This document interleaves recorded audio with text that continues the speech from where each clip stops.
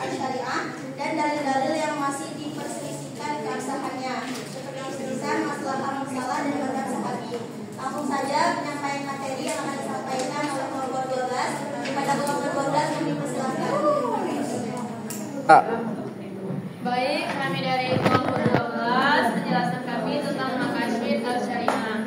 Adapun pengertian maqasid al-syariah, kata pertama maqasid merupakan jamak dari kata maqasyad, yaitu merupakan masdar mimi dari kata kasyada, yakshudu, kasdan, maksyadan. Menurut Ibnu Manzur, kata ini secara bahasa dapat berarti istiqomah, al-tarik, keteguhan pada satu jalan, dan al-i'timad, sesuatu yang menjadi tumpuan. Misalnya, Allah menjelaskan jalan yang lurus dan mengajak manusia untuk mengikuti jalan tersebut.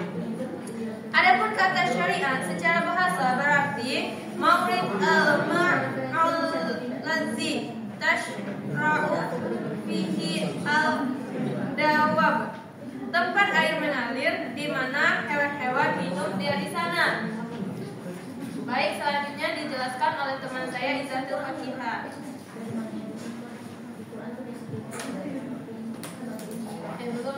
Maqasid al-syariah secara bahasa artinya adalah upaya manusia untuk mendapatkan solusi yang sempurna dan jalan yang benar berdasarkan sumber ulama ajaran Islam. Maqasid al-syariah adalah makna-makna dan tujuan yang dapat dipahami dan dicatat pada setiap hukum untuk mengagumkan hukum itu sendiri, atau bisa juga didefinisikan dengan tujuan akhir dan syariat Islam dan rahasia-rahasia yang ditetapkan oleh syariat pada setiap hukum yang ditetapkannya. B. Pesan maqasid al-syariah dalam nas syara' atau teks Al-Quran dan Sunnah Hadis. Maqasid al-syariah adalah tujuan Allah dan Rasulnya dalam menetapkan hukum baik perintah maupun larangan. Pesan maqasid al-syariah dalam nas syara' dapat diketahui melalui ilat setiap hukum yang tercantum dalam nas yang sahih. Maqasid al-syariah memiliki inti untuk menciptakan kebaikan dan menjauhkan dari keburukan atau menarik manfaat dan menolak mudarat.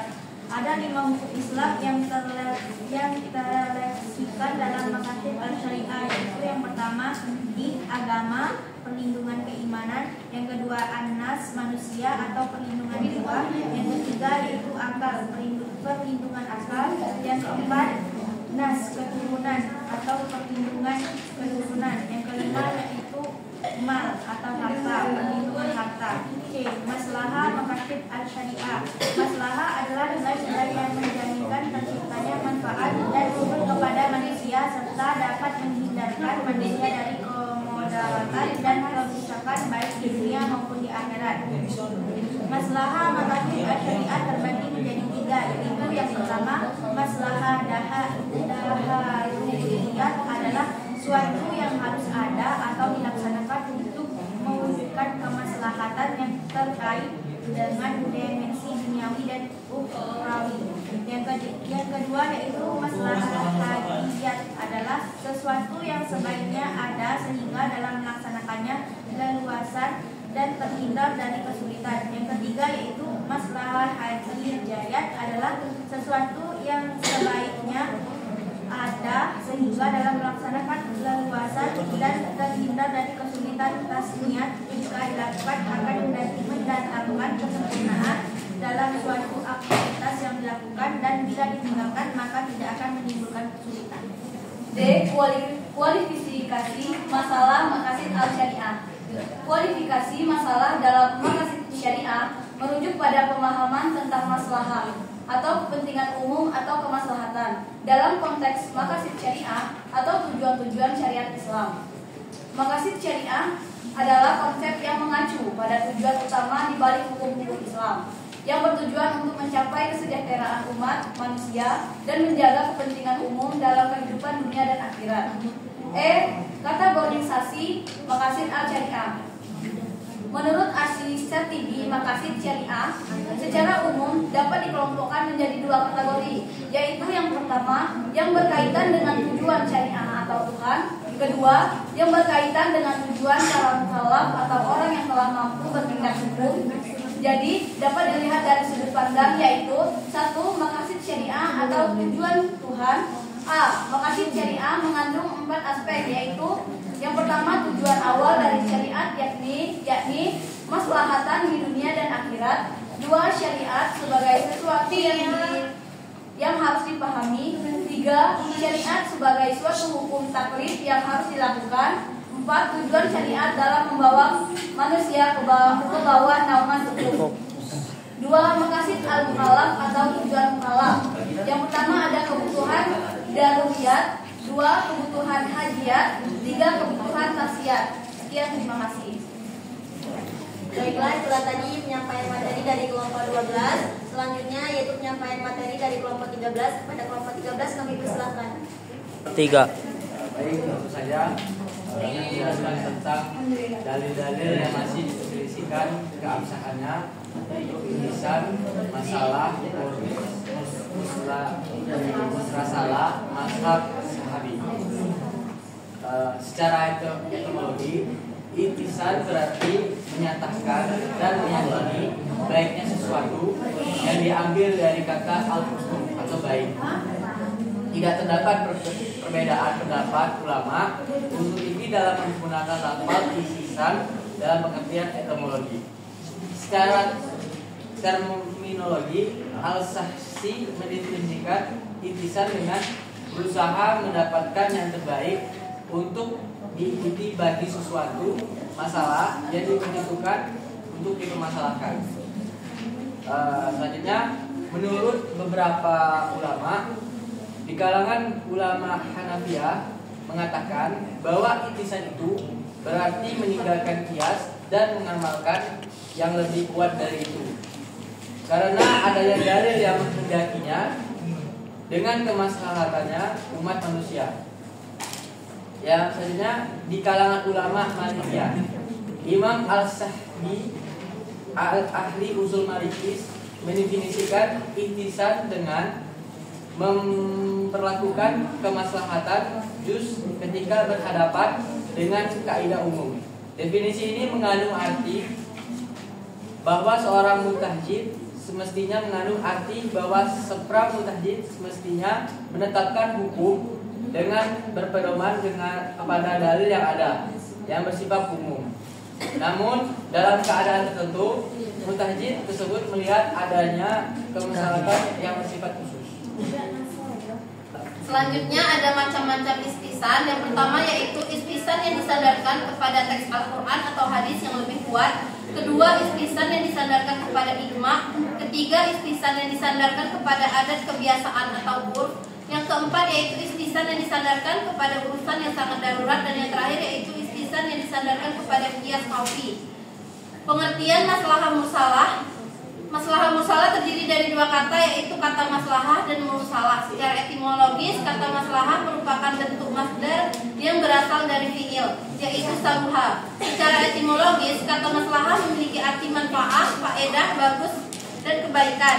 Pengertian maslahah dalam bahasa Arab berarti perbuatan yang mendorong kepada kebaikan manusia. Jadi maslahah itu mengandung dua sisi, yaitu menarik atau mendatangkan kemaslahatan dan menolak atau menghindarkan kemudaratan. Sedangkan kata mursalah menurut bahasa berarti terputus atau terlepas. Dengan demikian maslahah mursalah berarti manfaat yang terlepas. Maksudnya adalah bahwa manfaat atau faedah tersebut tidak disebutkan atau diungkapkan secara langsung dalam nas. Kemudian ada macam-macam maslahah mursalah. Yang pertama yaitu al-maslahat al-daruriyah atau maslahat primer, yaitu kemaslahatan yang berhubungan dengan kebutuhan pokok umat manusia di dunia dan akhirat. Kedua, al-maslahat al-hajiyah, yaitu maslahat sekunder, kemaslahatan yang dibutuhkan dalam menyempurnakan kemaslahatan pokok atau mendasar sebelumnya yang membentuk keringanan untuk mempertahankan memelihara kebutuhan mendasar manusia. Dan yang terakhir yaitu ada al-maslahat al-tasniyat atau maslahat tersier.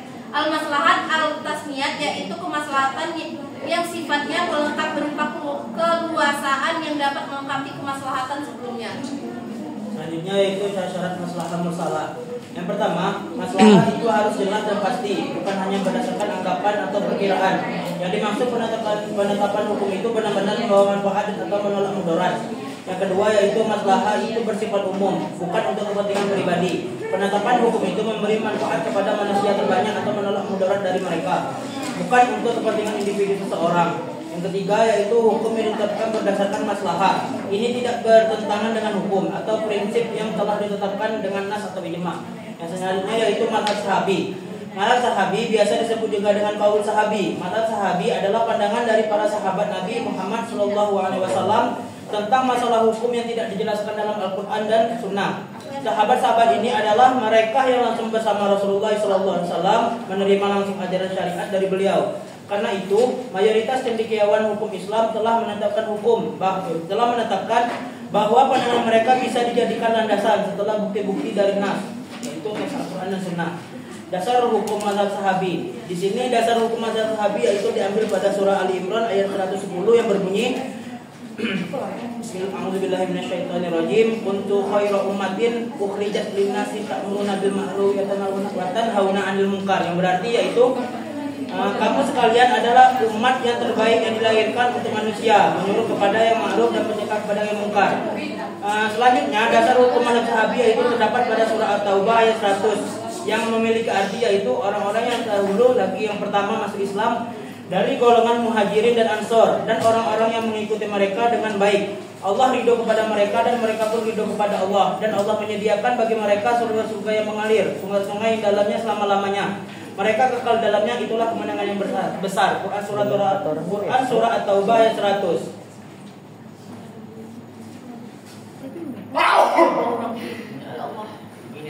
Baiklah, itulah tadi penyampaian materi dari kelompok 12 dan 13. Selanjutnya kita masuk ke sesi mengkritik, di mana kelompok 13 mengkritik dari kelompok 12. Pada kelompok 13 kami persilahkan. Baik, saya Akbar Huda di sini dari kelompok 13. Di sini ingin sedikit mengkritik dari penampilan kelompok 12 pada hari ini. Mungkin kalau dari saya sedikit kritik penampilan, yaitu pada hari ini mungkin karena kita kurang dari fasilitas, karena tim fokusnya dari bisa hidup selalu menonton kepada sama HP karena PPT-nya di HP. Jadi mungkin kurang menarik bagi audiens untuk mendengar dan melihat. Nah itu kalau dari segi penulisan mungkin akan dilanjutkan oleh anggota kelompok kami. Oke. Di sini yang saya lihat di bagian cover seharusnya nama ini tidak pakai tabel.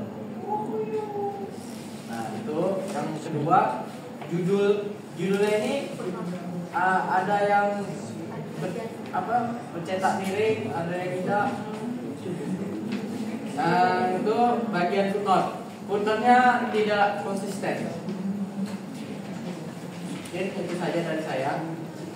Selanjutnya pada bagian Judul makasih itu yang tidak miring atau judul di footnote. oh judul footnote.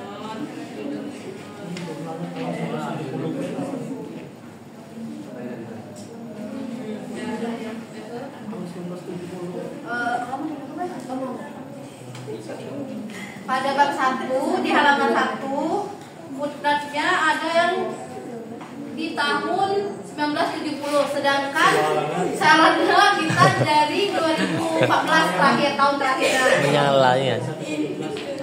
Halamannya juga kebalik dari halaman 117 sampai halaman 30. Terus bagian ayat atau surah itu tidak konsisten, ada yang tebal, ada yang tidak.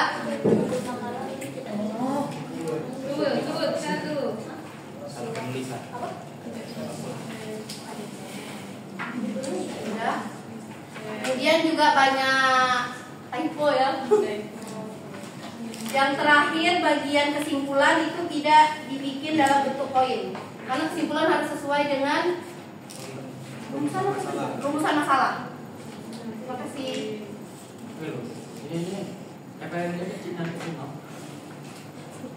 Maaf ya, kemarin rombongan kelompok Meli dengan Putri lebih kecil dari itu. Dari fotokopi. Kalau besar masih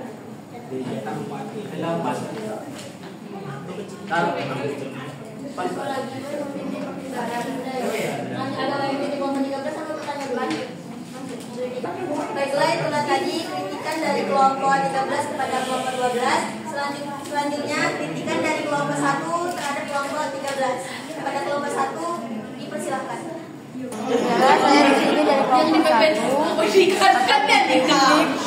dari kelompok 13. Di bagian kata pengantar tidak dicantumkan tanggal, tempat dan nama penulisnya.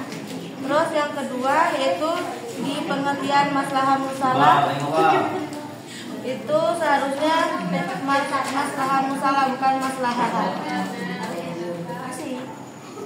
Baiklah, di sini saya Syaratul Mahmuda dari kelompok 1 akan mengkritik makalah dari kelompok 13. Nah, di sini saya melihat di RPS bahwasannya materi-materi yang dibahas oleh kelompok 13 itu ada istihsan, maslahah mursalah, syara'u man qablana dan mazhab sahabat.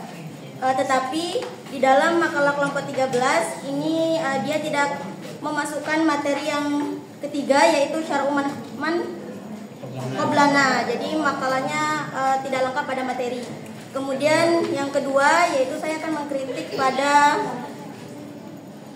halaman 7 yang mana tidak konsistennya penulisan bahasa asing yang dicetak miring. Di sini contohnya ada dalam kajian usuliyin, ini menurut saya itu adalah bahasa asing dan seharusnya dicetak miring, dan ada beberapa kata asing juga belum dicetak miring. Kemudian selanjutnya pada halaman 4 yaitu pada materi dasar hukum istihsan. Di sini di daftar pustakanya dicantumkan Quran Kemenak Go.id, tetapi di lampirannya tidak dicantumkan. Seharusnya di screenshot lalu di print dan dimasukkan ke lampiran. Sekian, terima kasih. Baiklah, itulah sesi kritikan dari kelompok 12 dan 13. Selanjutnya kita masuk ke sesi pertanyaan. Di sini kelompok 1 akan bertanya kepada kelompok 12. Kepada kelompok 1 dipersilahkan. Dah. Saya Intan Ayu dari kelompok 1 akan bertanya pada kelompok 12. Di dalam PPT saya melihat ada 5 hukum Islam yang ada di dalam Maqasid al-Syariah. Nah, coba jelaskan apa yang dimaksud dengan an-nas yang terdapat dalam poin nomor 2. Terima kasih. Baiklah, di sini saya akan bertanya kepada kelompok 12 pada halaman 21 mengenai kategorisasi maqasid al-syariah. Nah, di sini kan kategori merupakan golongan atau pengelompokan. Pertanyaan saya, coba jelaskan apa saja pengelompokan atau golongan yang terdapat di dalam maqasid al-syariah. Kapan? Bajinya. Selanjutnya yaitu pertanyaan dari kelompok 2 terhadap kelompok 13. Baiklah, saya dari kelompok 2 ingin bertanya kepada kelompok 13, yaitu bagaimana pendapat para ulama tentang absahan istihsan sebagai metode penegak hukum. Baiklah, saya akan bertanya kepada kelompok 13. Pertanyaannya, dalam konteks maslahah, musalah, dan mazhab sahabat, bagaimana cara menentukan apakah suatu maslahat dapat dijadikan dasar hukum? Baik. Bismillahirrahmanirrahim. Jadi pertanyaannya tadi, apa itu an-nas? Nas itu adalah manusia. Jadi an-nas menurut maqasid al-syariah itu adalah perlindungan jiwa. Dalam diri manusia itu ada ruh atau jiwa yang harus dijaga agar perbuatan yang dilakukan oleh manusia sesuai dengan tuntunan agama Islam. Jadi nas menurut maqasid al-syariah itu terbagi atas 3. Pertama yaitu memelihara jiwa dari daruriyat, yaitu memenuhi kebutuhan pokok. Contohnya yaitu makanan. Yang kedua itu memelihara jiwa hajiat, adalah dia menganjurkan untuk berusaha guna memperolehkan makanan yang halal dan lezat. Yang ketiga itu ada tasniyah, yaitu tata cara makan dan minum. Gitu tingkatannya. Bagaimana? Baiklah, saya Alfira Dina akan menjawab pertanyaan dari Mas Huda. Adapun pertanyaannya yaitu apakah ada pengelompokan atau golongan yang terdapat di dalam maqasid al-syariah? Di dalam buku Konsep Maqasid Syariah, Imam Asy-Syatibi dalam kitab Al-Mufakat karya Agung Kurniawan dan Hamzah Hudafi nomor 1 tahun 2021 halaman 29 sampai 38. Pengelompokan maqasid al-syariah, pengelompokan dikelompokkan menjadi dua kategori, yaitu yang pertama yaitu maqasid al-syariah atau tujuan Tuhan. Terbagi menjadi 5 maqasid syariah yang mengandung 4 aspek. Yang pertama tujuan awal dari syariat, yakni kemaslahatan di dunia dan akhirat. 2. Syariat sebagai sesuatu yang harus dipahami. 3. Syariat sebagai suatu hukum aktif yang harus dilakukan. 4. Tujuan syariat dalam membawa manusia ke bawah naungan hukum. Yang kedua ada maqasid al-mukatab atau tujuan mukatab. Kemaslahatan yang akan diwujudkan itu menurut Asy-Syatibi terbagi kepada 3 tingkatan, yaitu kebutuhan daruriyat, kebutuhan hajiyat, dan kebutuhan tahsiniyat. Kebutuhan daruriyat. Daruriyat ialah kebutuhan yang harus ada dan ketiadaannya akan menghancurkan kehidupan secara total 74. Bila tingkat kebutuhan ini tidak terpenuhi akan terancam keselamatan umat manusia, baik di dunia maupun di akhirat kelak. Yang kedua kebutuhan hajiyat. Hajiyat ialah kebutuhan di mana bila tidak terwujudkan tidak sampai mengancam keselamatan, namun akan mengalami kesulitan. Hajiyat yang dimaksud untuk menghilangkan kesulitan atau menjadikan pemeliharaan terhadap 5 unsur pokok lebih baik lagi. Yang ketiga kebutuhan tahsiniyat. Tahsiniyat ialah tingkat kebutuhan yang apabila tidak terpenuhi tidak mengancam abstinensi, salah satu dari 5 pokok di atas, dan tidak pula menimbulkan kesulitan. Sekian, terima kasih. Teman-teman, apakah ada yang ingin menyanggah atau menambah? Kami persilahkan.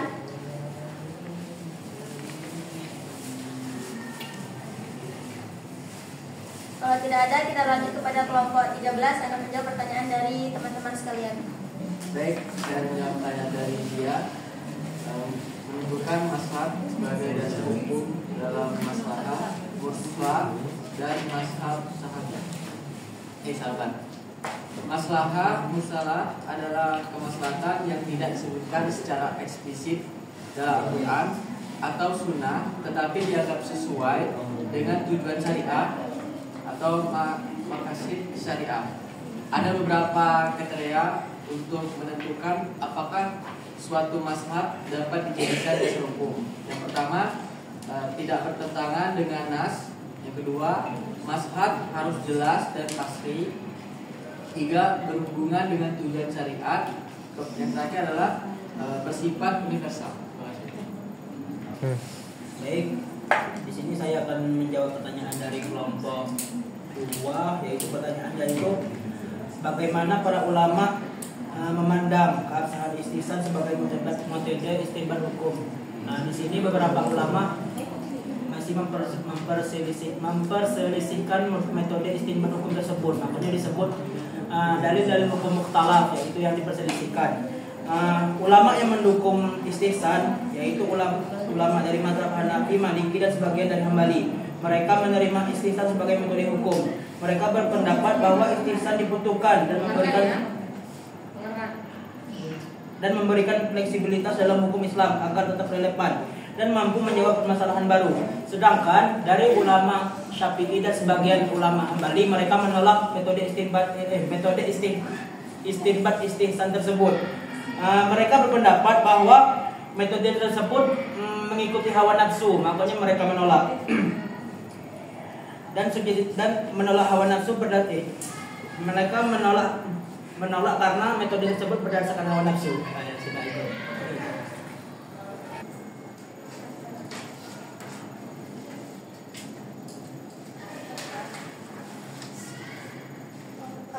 Baiklah, itulah tadi beberapa sesi diskusi yang telah kita selesaikan bersama-sama. Selanjutnya saya ucapkan terima kasih kepada